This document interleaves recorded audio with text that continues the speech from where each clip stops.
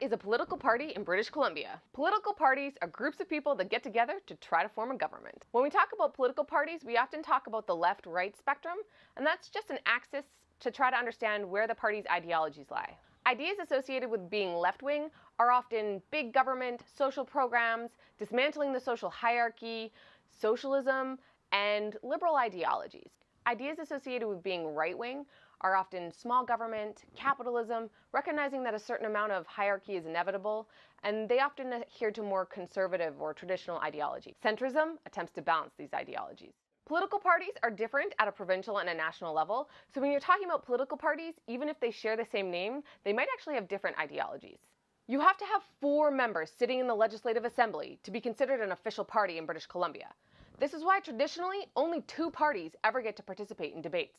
Of the political parties in British Columbia, 3 currently have seats in the legislature: the BC NDP, the BC Liberals, and the BC Greens.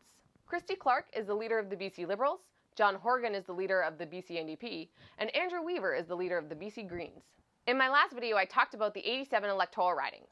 The premier will be whichever leader can get the most members elected in these 87 ridings for their party. Currently, British Columbia is being run by the BC Liberals. The BC Liberals became independent of the Liberal Party of Canada in 1987. Christy Clark's Liberals tend to be more center-right or right-wing as a party, which is distinguishable from Justin Trudeau's Liberals on a national level, which are more center-left. As a contrast, the BC NDPs are a provincial arm of the federal NDPs, which means if you're a member of the New Democratic Party on a federal level, you're also a member on a provincial level.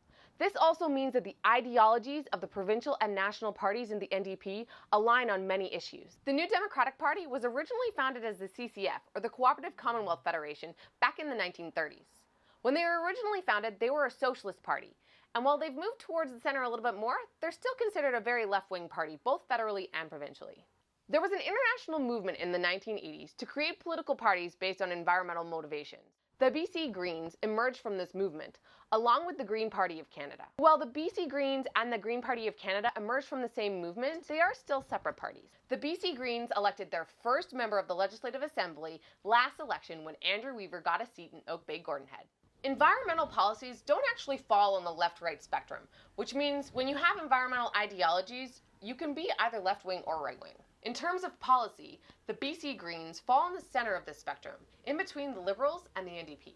There are many other political parties in British Columbia that currently don't hold any seats in the legislature, but are running in the upcoming election. Some of these include the Libertarian Party, the Communist Party, the Conservative Party, and your political party. For more information about the political parties I discussed in this video, check out the links below. I hope you found this video informative. I'm Amanda Konkin, the BC Green MLA candidate running in Vancouver Point Grey. For more information about the BC Greens policy heading into the upcoming election, check out bcgreens.ca.